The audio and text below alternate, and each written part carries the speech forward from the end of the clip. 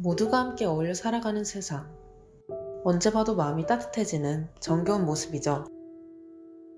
그런데 누군가에겐 당연한 이런 일상이 누군가에겐 간절히 바라는 일이기도 합니다. 그 누군가는 바로 세상에 홀로 남겨진 아이들인데요. 작년 10월, 지금까지도 세상을 떠들썩하게 만든 한 사건이 발생했습니다. 예쁘게 웃음을 짓던 이 아이가 부모의 심한 학대로 인해 사망한 것입니다. 이 사건이 알려지면서 시민들은 아이가 겪었던 잔혹한 학대로 인해 큰 충격에 빠졌는데요. 이에 시민들은 강력한 처벌을 원한다는 내용의 진정서를 보내거나 관련 내용을 정의나 미안해 라는 태그를 달아 SNS에 업로드하는 등 직접 목소리를 내고 있습니다. 하지만 우리가 이 사건에만 주목한다고 하여 문제가 해결될까요? 지금도 어딘가에서 도움의 손길을 간절히 바라는 아이들이 있진 않을까요? 국민의 목소리처럼 아동학대법의 강화나 해당 사건을 강력히 처리하는 것은 중요합니다. 하지만 우리가 아동학대를 방지하기 위해 노력하는 것 역시 중요하지 않을까요? 그렇다면 지금부터 아동학대에 대해 시민 인터뷰와 함께 자세히 알아보도록 합시다.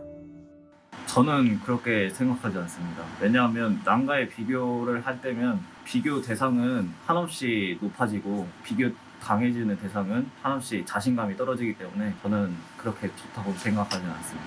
아니라고 생각합니다. 왜냐하면 아이 앞에서 부부싸움을 하는 거는 그게 해로운 효과를 가져오기 때문에 별로 안 좋게 생각합니다. 네, 알고 있습니다.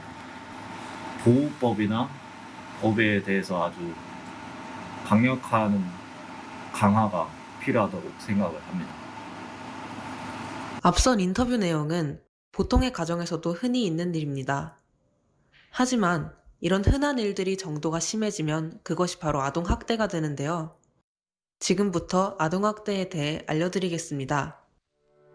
아동학대란 보호자를 포함한 성인이 아동의 건강 또는 복지를 해치거나 정상적 발달을 저해할 수 있는 신체적, 정서적, 성적 폭력이나 가혹행위를 하는 것과 아동의 보호자가 아동을 유기하거나 방임하는 것을 말합니다. 아동학대에는 앞서 언급한 것처럼 신체적 학대, 정서적 학대, 성적 학대, 방임 등이 있는데요. 신체적 학대란 보호자를 포함한 성인이 아동에게 우발적인 사고가 아닌 상황에서 신체적 손상을 입히거나 신체 손상을 입도록 한 모든 행위를 말합니다. 또한 생후 36개월 이하의 영아에게 가해진 체벌은 어떠한 상황에서도 심각한 신체 학대로 간주됩니다. 정서적 학대란 보호자나 양육자가 아동에게 행하는 언어적 모욕, 정서적 위협, 감금이나 억제, 기타 가학적인 행위를 말합니다. 흔히 뉴스에서 접할 수 있는 학대는 신체적 학대인데요. 사실 가장 많이 발생하고 주의해야 하는 건 바로 이 정서적 학대라고 합니다. 이때 자신이 한 행동은 학대가 아니라 아이를 위한 행동이라고 주장하는 부모가 많은데요. 만약 이를 판단하는 것이 애매하다면 부모와 아이가 충분한 대화를 통해 훈육하는 것이 가장 바람직합니다. 성적 학대란 성인이 자신의 성적 충족을 목적으로 미성숙한 아동과 함께하는 모든 성적 행위를 말합니다.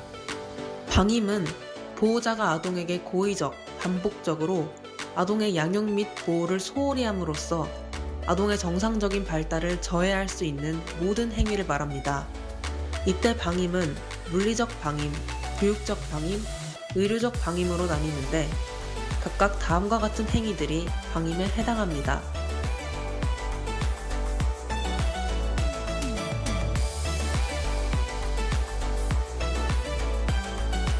그 밖에도 보호자로부터 보호를 받아야 하는 아동을 버리는 행위인 유기가 있습니다.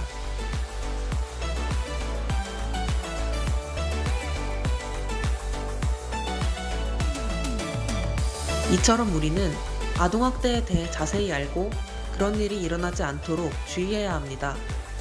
하지만 이미 발생했을 때의 대처 역시 중요한데요. 언제 신고를 해야 하는지 잘 모르셨다면 화면을 보시고 해당 상황이 발생했을 때 꼭 신고해 주시기 바랍니다.